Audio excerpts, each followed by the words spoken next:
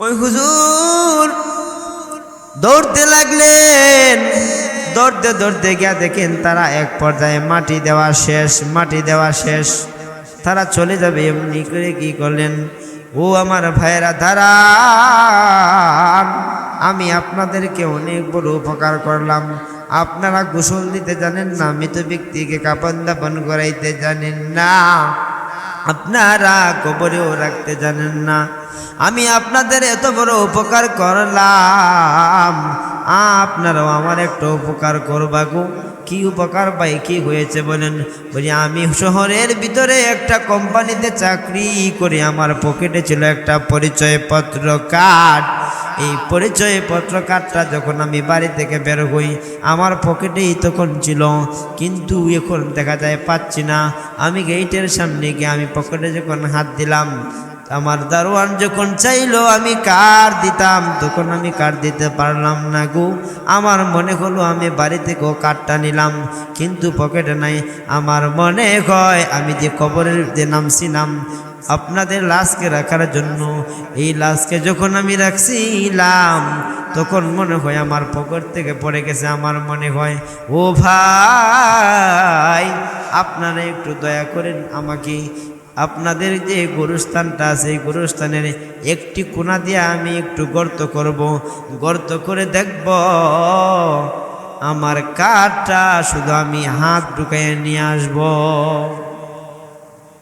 গোরস্থানে এক সাইডে আমি একটু কি করব, গর্ত করব, তারপর দেখব আমার কাঠটা নিয়ে আসবো। ভাইয়েরা, বন্ধুরা, যুবক, মনোযোগ দিয়া শুনেন। ওই আলেম হুজুর গুরুস্থানের এক কোণা যখন গর্ত করতে শুরু করেন, একটা ছিদ্র করলেন। ছিদ্র করার পর কবরের ভিতরে সাধারণত আলো থাকার কথা না, অন্ধকার থাকার কথা, অন্ধকার থাকার কথা। কিন্তু দেখা যায় কবরের ভিতরে যখন একটু গর্ত করলেন, ছিদ্র করলেন, দেখা যায় কবরের ভিতরে আলো জ্বলতেছে, ঝলমল করে আলো জ্বলতেছে। সুবহানাল্লাহ। কবরের ভিতরে ঝলমল আলো জ্বলতেছে। আলো, এটা কিসের আলো?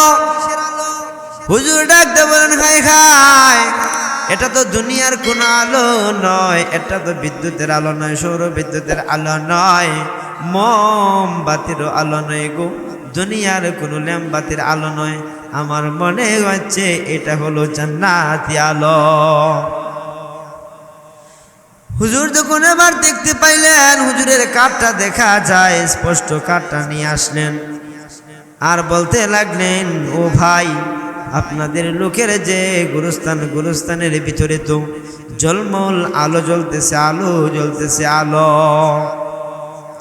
এত আলো কোথায় থেকে আসলো?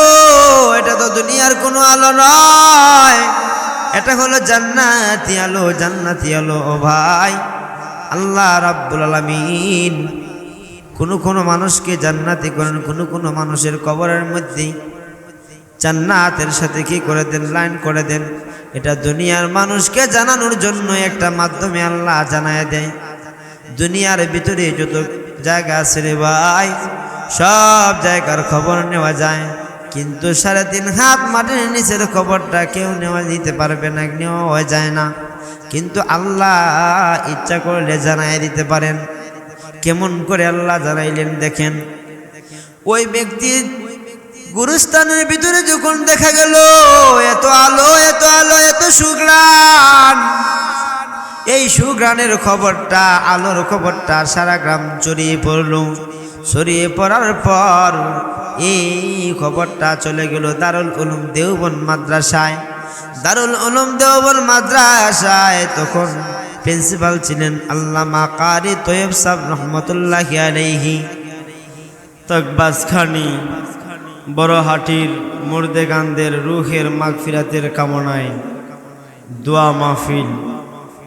সম্মানিত এলাকাবাসী, উপস্থিত ওলামায়ে কেরাম, যুবক ভাইরা এবং পর্দার আড়ালের আমার অত্যন্ত শ্রদ্ধেয় মা ও বোনেরা, আমি আপনাদের খেদমতে হাজির হয়েছি। আজকের এই দোয়া মাহফিলে আপনাদের সম্মুখে কিছু আলোচনা করার মহান রব্বুল আলামিন যদি তৌফিক দেন তাহলে কিছু আলোচনা করব।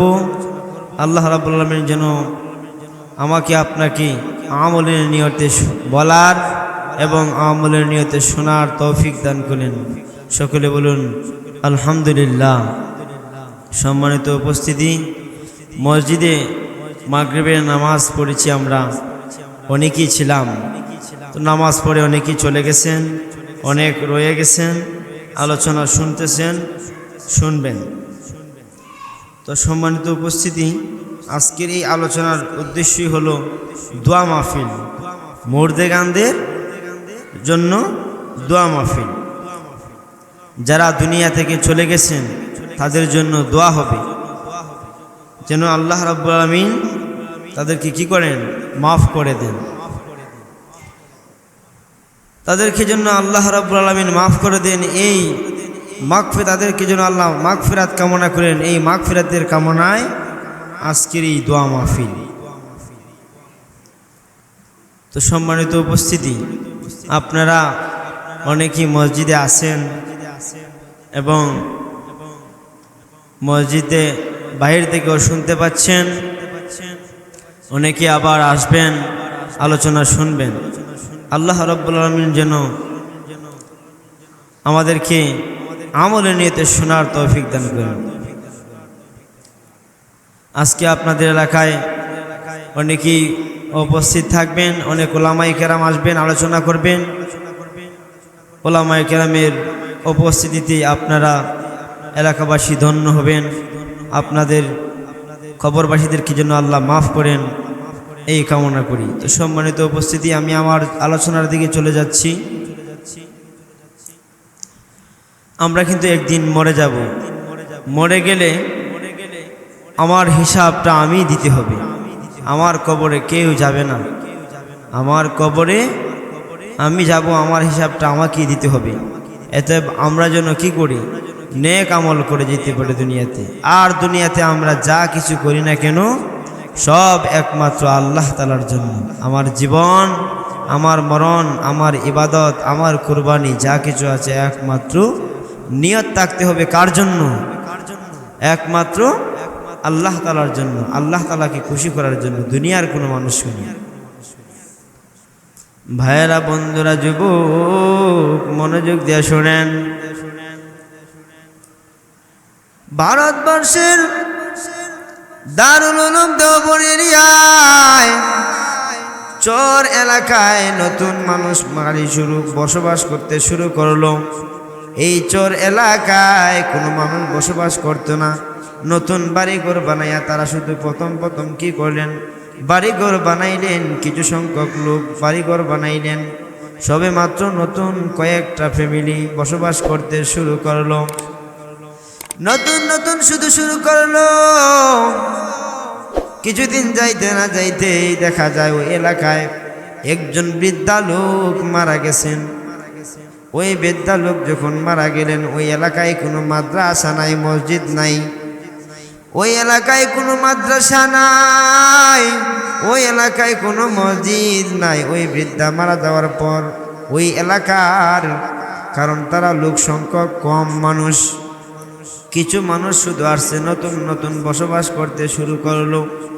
এমন সময় দেখা যায় যখন মারা গেলেন একজন বৃদ্ধা, ওই বৃদ্ধা মারা যাওয়ার পর তারা টেনশনে পড়ে গেলেন। হায় আমরা তো জানি না মৃত ব্যক্তিকে কেমন করে গোসল দিতে হয়, মৃত ব্যক্তিকে কেমন করে কাপড় পরিধান করাইতে হয়, কেমন করে কবরে রাখতে হয়, আমরা তা জানি না, আমরা চিনি না। কারণ আমাদের এলাকায় কোনো আলেম নাই, কোনো হাফেজ নাই, মাদ্রাসা নাই, মসজিদও নাই। আমরা সবে মাত্র ওই এলাকায় নতুন বসবাস করতে শুরু করলাম। হায় বড় টেনশনে পড়ে গেলাম, কি করা যায়। লোক সকলে বলল, এক কাজ করি আমরা যে রাস্তা দেখা যায় আমাদের বাড়ির সামনে, এই রাস্তা দিয়া অনেক মানুষ শহরে যায়, শহরের মানুষ গ্রামে যায়। যদি দেখা যায় গো এইদিকে কোনো জান্নেওয়ালা, জানাজা পড়ানোওয়ালা, কোনো জান্নেওয়ালা মানুষ এইদিকে আসা যাওয়া করে, যে জাননেওয়ালা লোক আসা যাওয়া করবে তার কাছ থেকে আমরা সাহায্য নিব, তার মাধ্যমে আমরা এই মৃত ব্যক্তির কাফন দাফনের জন্য সহযোগিতা নিব। এই বলে যখন তারা রাস্তার পাশে অপেক্ষা করতেছেন, রাস্তার পাশে বসে অপেক্ষা করতেছেন, দেখা যায়নি কোনো মানুষ আয়, কোনো আলেম নেই এদিকে আসা যাওয়া করেন। যদি পাওয়া যায় এইদিকে যদি যাইতে যান তাহলে ওনার কাছ থেকে আমরা কি নিব? সহযোগিতা নেব। হঠাৎ করে দেখা যায় একজন আলেম যাইতেছেন, একজন আলেম হুজুরকে ডাক দেয়, বলে হুজুর আমরা এই এলাকায় সবে মাত্র বসবাস করতে শুরু করলাম, আমাদের এলাকায় কোনো মাদ্রাসা নাই, মসজিদ নাই, কোনো আলেমও নাই, আমরা কিছু সংখ্যক লোক শুধু নতুন নতুন বসবাস করতে শুরু করেছি, নতুন এলাকা, আমাদের ওই এলাকায় এমন কোনো ব্যবস্থা নাই, আর আমরা নিজেও জানি না কেমন করে মৃত ব্যক্তিকে গোসল দিতে হয়, কেমন করে কাফন লাগাইতে হয়, কেমন করে কবরে রাখতে হয়। হুজুর আপনি যদি আমাদেরকে একটু সহযোগিতা করেন গো হুজুর, আমাদেরকে একটু সহযোগিতা করেন। হুজুর বলেন আমি তো শহরে যাইতে হবে, চলেন আপনাদের বাড়িতে তাড়াতাড়ি করেন, কাজ তাড়াতাড়ি করেন, দেরি করা যাবে না, আমার সময় কম। উনি তখন চলে গেলেন। তাদের বাড়িতে যাইয়ে ওই মৃত ব্যক্তিকে কি করলেন?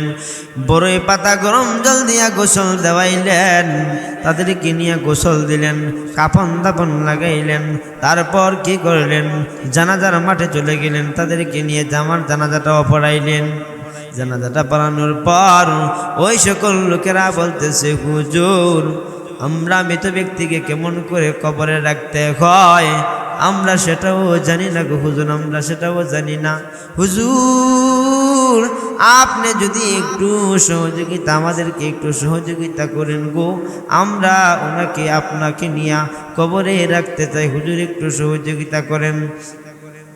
ওই হুজুর কি করলেন? তাদেরকে নিয়ে কবরের মধ্যে রাখলেন। রাখার পরে যখন বললেন, ভাই আপনারা এবার মাটি দেন, আপনারা এবার মাটি দেন, আমি চলে যাই, আমার শহরে যাইতে হবে, কারণ আমি একটি কোম্পানিতে চাকরি করি রে ভাই, আমি চলে যাই।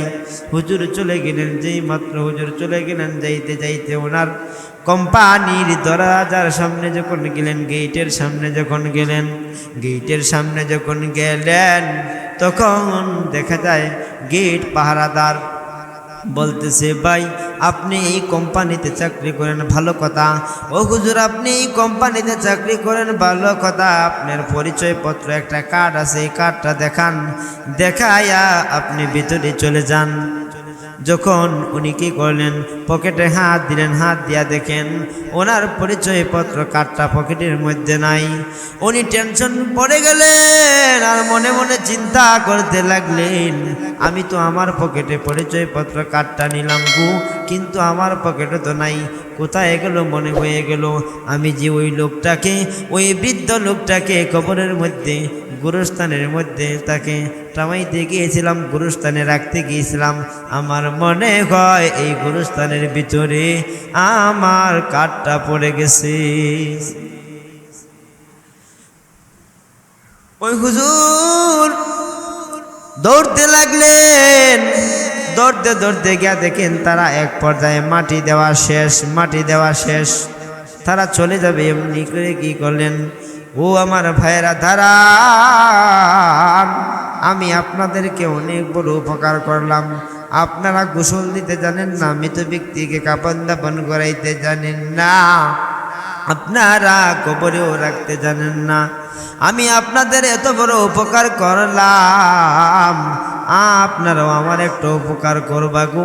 কি উপকার ভাই, কি হয়েছে বলেন?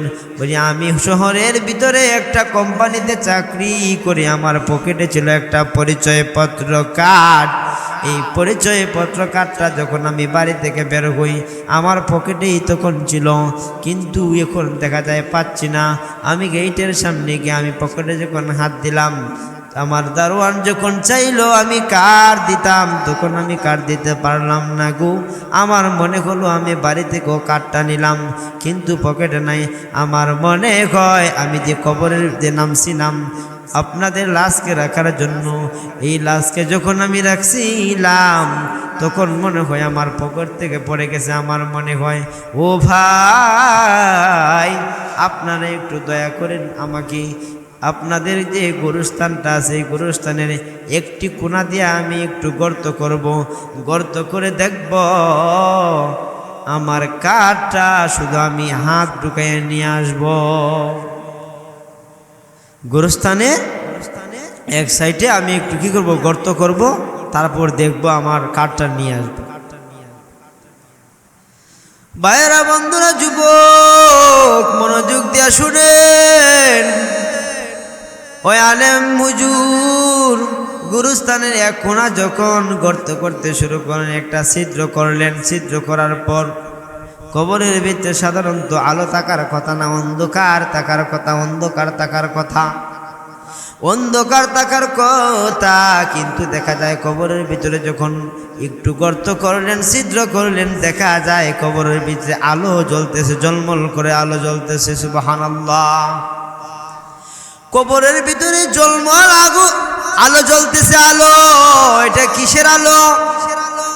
হুজুর ডাকতে বলেন, হায় হায়, এটা তো দুনিয়ার কোনো আলো নয়, এটা তো বিদ্যুতের আলো নয়, সৌর বিদ্যুতের আলো নয়, মোমবাতিরও আলো নয় গো, দুনিয়ার কোনো ল্যাম্পবাতির আলো নয়। আমার মনে হচ্ছে এটা হলো জান্নাতি আলো।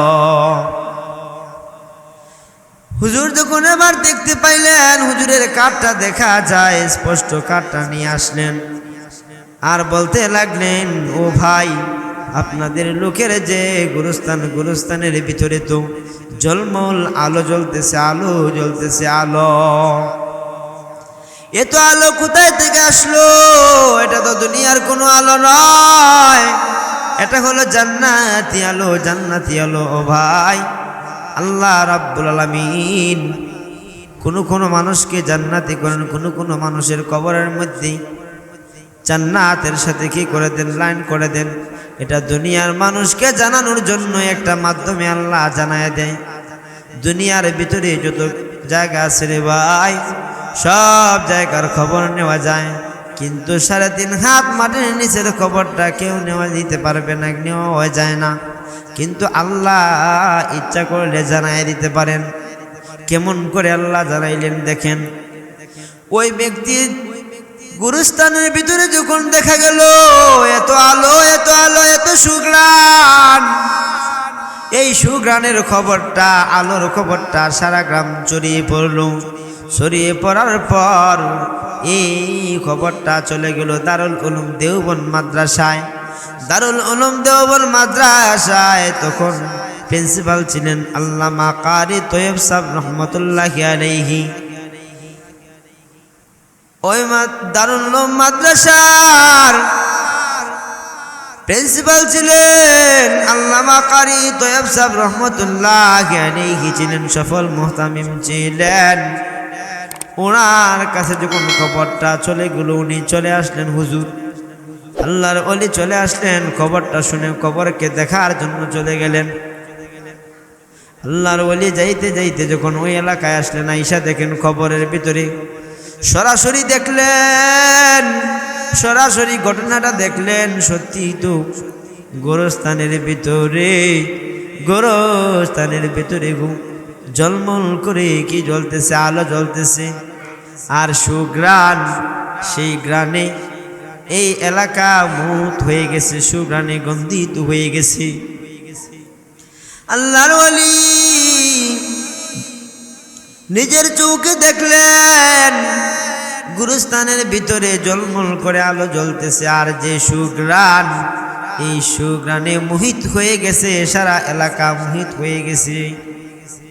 এই যে গ্রাণ, এটা দুনিয়ার কোনো গ্রাণ নয়, এটা হলো জান্নাতি গ্রাণ, জান্নাতি গ্রাণ। আমার বুঝতে আর বাকি নাই। উনি বললেন, আল্লাহর ওলি কি করলেন, যে বৃদ্ধা লোকটা মারা গিয়েছিল, এই বৃদ্ধা লোককে আল্লাহ কোন আমলের কারণে পছন্দ করলেন, কোন আমলের কারণে পছন্দ করলেন, এই আমলটা জানার জন্য, এই আমলটা জানার জন্য চলে গেলেন ওই বৃদ্ধার বাড়িতে, ওই চর এলাকায় চলে গেলেন। চর এলাকায় গিয়ে খুঁজতে লাগলেন ওই বৃদ্ধা যে মারা গেলেন ওই বৃদ্ধার বাড়ি কোথায়, ঘর কোথায়, উনি কোথায় থাকতেন। ওনার বাড়িতে আল্লাহর ওলি চইলা গেলেন। চইলা যাওয়ার পর তারপর উনি গিয়া জানতে চাইলেন, গিয়া দেখেন ওনার একজন মেয়ে আছে। মেয়েকে জিজ্ঞাসা করলেন, মা গো, তোমার বাবার কি কি আমল ছিল, তোমার বাবার কি এমন আমল ছিল, তোমার বাবার আমলের কারণে আল্লাহ তোমার বাবাকে এত পছন্দ করলেন, তোমার বাবাকে আল্লাহ এত পছন্দ করলেন, তোমার বাবার গুরুস্থানে এত সুগ্রাণ, এত সুগ্রাণ, এত সুগ্রাণ কেমন করে বলি। শুধু তাই নয়, তোমার বাবার গুরুস্থানের ভিতরে দুনিয়ার কোনো আলো নয় গো, দুনিয়ার কোনো ল্যাম্পবাতি বাল্বের আলো নয়, জান্নাতি আলোর মতো আলো দেখা যায়। ও মা, তোমার বাবার কেমন আমল ছিল, কি এমন আমল ছিল তোমার বাবার, তুমি একটু বলে দাও গো মা, তুমি একটু বলে দাও। ওনার মেয়ে বলতেছে, হুজুর, আমার বাবার আমল তেমন একটা ছিল না, তবে আমি যতটুকু জানি হুজুর, আমার বাবা কি করতেন, 5 ওয়াক্ত নামাজ পড়তেন, রোজা রাখতেন, 5 ওয়াক্ত নামাজ পড়তেন, রোজা রাখতেন, মানুষের সঙ্গে ভালো ব্যবহার করতেন, দেমাগ দেখাইতেন না, অহংকার করতেন না। কিন্তু আমাদের সমাজে দেখা যায় নিজেকে নিজে অনেক বড় মনে করে, শক্তিশালী মনে করে, সম্পদশালী মনে করে মানুষের সঙ্গে খারাপ ব্যবহার করে। ও হুজুর, আমার বাবা কোনো দিন কারো সঙ্গে খারাপ ব্যবহার করতে আমি দেখি নাই, কোনো অহংকার করতেও আমি দেখি নাই, 5 ওয়াক্ত নামাজ পড়তেন, রোজা রাখতেন, মানুষের সঙ্গে সত্য উত্তম আচরণ করতেন, ভালো আচরণ করতেন। ও হুজুর, আমার বাবা আরেকটা আমল ছিল, যে আমলটা আমার আব্বা প্রতিদিন কোরআন শরীফ পড়তেন, কিন্তু আমার আব্বা কোরআন শরীফ পড়তে জানতেন না। আলিফ লাম মিম যালিকাল কিতাব, এইভাবে আমার আব্বা কোরআন শরীফ পড়তে পারতেন না। এবার আল্লাহর ওলি জিজ্ঞাসা করলেন, মা গো, তোমার বাবা কোরআন শরীফ পড়তে জানে না, তাহলে কেমন করে কোরআন শরীফ পড়তেন? বলি, হুজুর, আমার বাবা কোরআন শরীফ পড়তে জানেন না, কিন্তু আমার বাবা কোরআন শরীফ হাতে নিয়া আঙ্গুলটা শুধু হাঁটাইতেন, আঙ্গুল হাঁটাইতেন, প্রতিটা লাইনে লাইনে আঙ্গুল হাঁটাইতেন। একটা পৃষ্ঠা যখন শেষ হইতো আঙ্গুল হাঁটাইয়া, এই পৃষ্ঠার শেষে যাইয়া আমার বাবা বলতেন, আল্লাহকে ডাকতে বলতেন, আল্লাহ, এই কোরআন তুমি নাজিল করেছো, দুর্ভাগ্য আমি পড়তে জানি না, আমি পড়তে পারি না গো আল্লাহ, কিন্তু তুমি যে কোরআন নাজিল করেছো, এই কোরআনের প্রতিটা লাইন, প্রতিটা অক্ষর, প্রতিটা শব্দ আমি সব বিশ্বাস করি, আমি সব মানি, আমি সব বিশ্বাস করি, আমি সব মানি আল্লাহ, আমি সব মানি, সব বিশ্বাস করি। এমনভাবে আল্লাহকে বলতেন আর চোখের পানি ফালাইতেন, বলতেন, আল্লাহ, আমি এক দুর্ভাগা, তুমি আমারে মাফ করো, আমি পড়তে পারি না কোরআন, কিন্তু আমি আঙ্গুলটা হাঁটাইয়া হাঁটাইয়া আমার বাবা আল্লাহর কাছে এইভাবে বলতে। তখন হুজুর তাক থেকে কোরআন শরীফ খানা নামাইলেন, নামায়া উনি যেই কোরআন শরীফ খানা পড়তেন, ওই বৃদ্ধা লোক যেই কোরআন শরীফ খানা পড়তেন, ওই কোরআন শরীফ খানা হাতে নিলেন, হাতে নিয়ে যখন পৃষ্ঠাটা উল্টাইলেন, উল্টায়া দেখেন কোনো একটা মানুষ যদি একটা কিছু পরে দীর্ঘদিন, উনি যে দীর্ঘদিন কোরআন শরীফ পড়েছেন, আঙ্গুল হাঁটাইছেন, দীর্ঘদিন হাঁটানোর কারণে ওনার আঙ্গুলের একটা দাগ পড়ে গেছে, প্রতিটা লাইনে লাইনে দাগ পড়ে গেছে।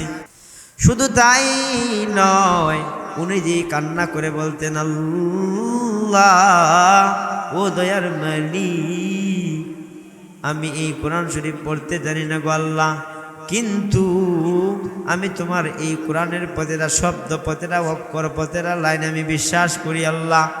এই বলতেন আর চৌকি দিয়া জড়জড়ায়া পানি ফালাইতেন। এই চোখের পানিও দেখা যায় মাঝে মধ্যে কোরআন শরীফের মধ্যে পড়ে যাইতো, দাগ দেখা যায়, দাগ দেখা যায়। আল্লাহর ওলি বললেন, মাগো তোমার বাবার এই আমল ছিল, তোমার বাবার এই আমলের কারণে আল্লাহ জানায়া দিয়েছেন, আল্লাহ জানায় দিয়েছেন কোনো না কোনো মাধ্যমে তোমার বাবার কবরের ভিতরে আল্লাহ জান্নাতি লাইনের সাথে সংযোগ করে দিয়েছেন, জান্নাতের সঙ্গে সংযোগ করে দিয়েছেন। আর তোমার বাবার কবরের ভিতরে ঝলমল করে জান্নাতি আলো জ্বলতেছে, জান্নাতি আলো।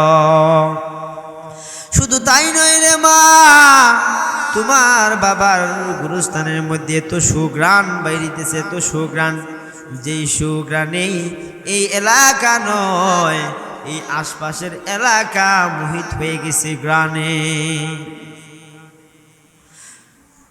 এ তকবস্কানি এলাকার মানুষ মনোযোগ দিয়ে শুনেন, ওই বৃদ্ধা যদি কোরআন তেলাওয়াতের কারণে কবরের মধ্যে আল্লাহ তাকে জান্নাতের সাথে কি করতে পারেন, জান্নাতের আলো যদি দান করতে পারেন, কবরের ভিতরে যদি জান্নাতের আলোর মতো আলো হইতে পারে, তার কবরের থেকে যদি সুঘ্রাণ বের হইতে পারে, আমরা যেন এমন আমল করতে পারি যে আমলের কারণে আল্লাহ আমাদেরকে কবুল করে।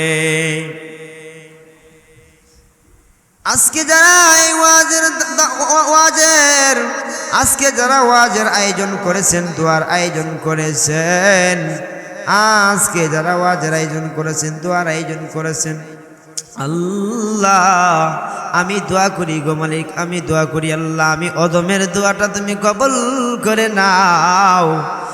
আল্লাহ ওই বৃদ্ধার কবরের মধ্যে যেরকম তুমি জান্নাতি আলো দিয়েছিলা, আল্লাহ তুমি যেমন জান্নাতি আলো দিয়েছিলা, কবরের মধ্যে যেমন সুঘ্রাণ দান করেছিলা গো আল্লাহ, আমি দোয়া করব আজকে যারা দোয়া করাইতেছেন, দোয়ার আয়োজন করেছেন, তাদের আত্মীয় স্বজন যারা দুনিয়া থেকে চলে গেছেন, তাদের সকলের কবরকে তুমি জান্নাতি আলো দিয়ে আলো দান করো।